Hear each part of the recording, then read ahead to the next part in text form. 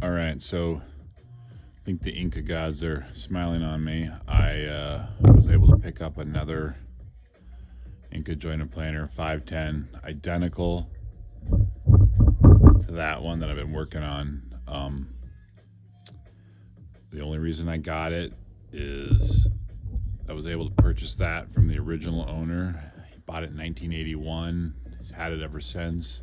As you can see, I got a bunch of other accessories that I kind of really wanted with it. So let me show you those.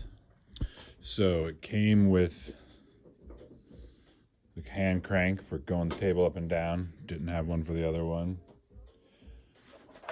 Original wax. Came in a nice little tin, and it's the original wax, quite literally, in there. Extra drive belt. Came with the dust shroud for planing mode. Really cool. I kind of really wanted those. I was going to make one, but was able to pick this one up that had it. Extra set of blades here. This is the knife setting jig. The original Inca knife setting jig. Instructions, box, and everything. It's kind of something else I kind of thought was kind of cool to have.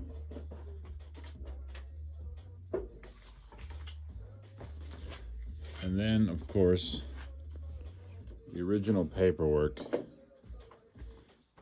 There's the instruction manual, which has got a great diagram now of how to take these things apart. Warranty card, some other stuff like that, as well as he had this book, Inca Woodworking Handbook. It was edited by the company, so it makes me think that it maybe wasn't done. It was done third party, but maybe the company sponsored it, or at least was okay with it, or has his hand in it. Copyright 1984, so still back with the date of the machine. So the idea of this video here was also to just compare. There's some little differences between this one, the one I just picked up, and the one I've been working on. This one seems newer, and this one here seems like it's a little bit older, minus like the parts I've been getting. So let me do a little bit side-by-side shot. All right, so some of the differences here. Fence system, table system, identical to both of them. The one kind of upgrade I think happened here. So they've got a quick release for removing the outfeed joiner table for in-feeding planing. This has got a brass turn that you got to have an Allen for. I think this is the more original, and part of the reason I think that. Here's a magazine, kind of an original brochure. And you can see it has that brass turn with no handle. So I think that's a little bit more of the original, or what they first came out with, and then this is more second generation.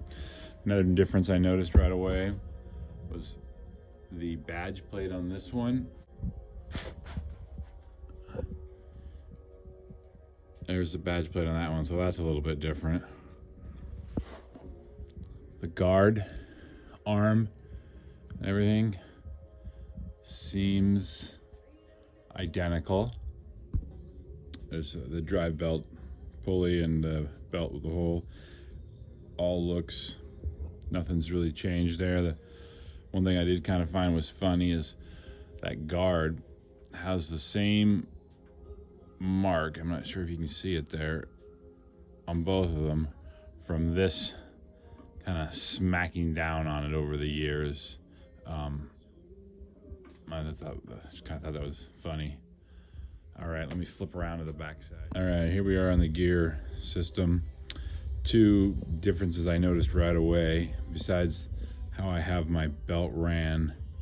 This one is kind of going underneath this, so maybe I ran the belt wrong, because when I got the other one, it didn't have a drive belt on it. But this flywheel, this wheel, and this pulley off the cutter head are different. So this has got little groove and inset. It's like thinner, and this has got grooves for the belt to run in, whereas this one's more of a, this is just a solid massive aluminum. And then this really doesn't have any grooves, and I'm on this one, and then this one, this other one I got, they're kind of up on there. I don't, they both seem to work that way. I don't know if the difference is going to make that big of a deal. Just something to kind of point out. Still very similar. Everything else looks, the way the chains run, the gearing and the sprockets and stuff, all look identical. And this end, just a little bit of two things that are different. And it looks like I'm going to be cleaning and re-greasing this one as well. I guess I got some practice. The motor, same motor. The Dayton 2 or a horse and a half, or is it a 2 horsepower?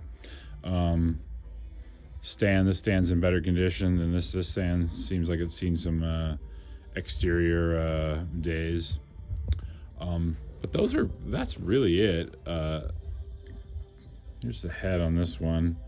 Looks the same as this over here. I can turn it slow. Same, just maybe a little bit less surface rust. Anyhow, so that's a little kind of just a side-by-side comparison of two 510 Inca joiners, planer. Very similar, just a few small differences that I just kind of thought might be helpful for someone shopping for one, or I just found them interesting and kind of intriguing that they, even over a couple of years, they've changed the stuff. So hope that was helpful. All right, a little bonus feature here. Got the back off. This is the new one. The dust hood. Kind of always wondered how the thing fit on, as well as this little tab here seems to be where things line up. So that back piece lines up in that hole, and then this just kind of snaps in position, covers the blade. So now the blade is not exposed, but it's got the anti-kickback devices that still are exposed, but then gives it a little dust shroud.